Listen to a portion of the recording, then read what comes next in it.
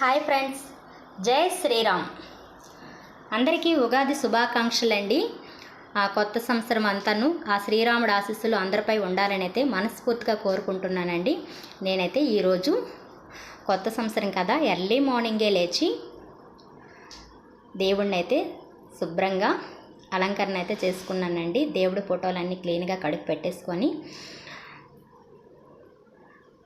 బొట్లతో పూలతో ఎలా అయితే అలంకరణ చేసుకొని పూజ అయితే మార్నింగ్ చేసుకున్నానండి. ఈరోజు ఉగాది మార్నింగ్ అయితే 5 నుంచి 7:30 వరకు అయితే ఉంటుందండి మార్నింగ్ అయితే. తర్వాత ఎప్పుడు వస్తుందని నాకైతే తెలియదు. సో మా వారైతే చెప్పారు, వెంటనే తొందరగా దేవుడు ముందు కదండి.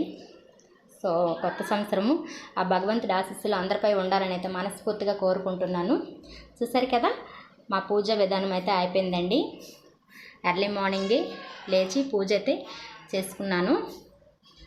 ఈ కొత్త సంవత్సరం అంతా అందరికీ మంచి జరగాలని అయితే నేను మనస్ఫూర్తిగా కోరుకుంటున్నానండి.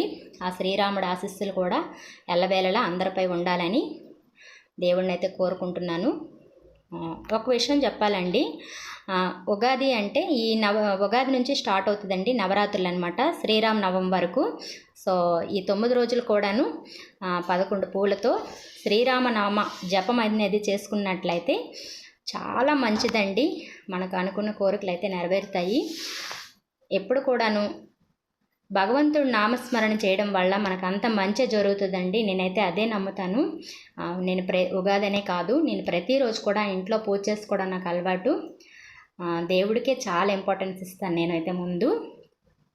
చూసారు కదా, మా పూజా విధానం మీకు కానీ నచ్చినట్లయితే లైక్ చేసి, షేర్ చేసి అండ్ సబ్స్క్రైబ్ చేసుకోండి.